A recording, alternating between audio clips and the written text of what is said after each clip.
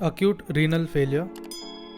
Etiology is viral hepatitis A and B and drugs such as acetaminophen. Alcoholic autoimmune hepatitis, Wilson's disease and Budd-Chiari syndrome. Ischemia and malignant infiltration of liver.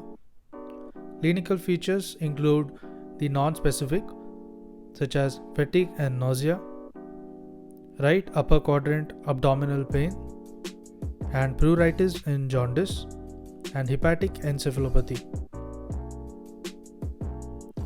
Lab studies include increase in PT, increase in INR greater than 1.5, increase in transaminases, increase in bilirubin, PT INR worsening, and bilirubin can result in progressive liver failure.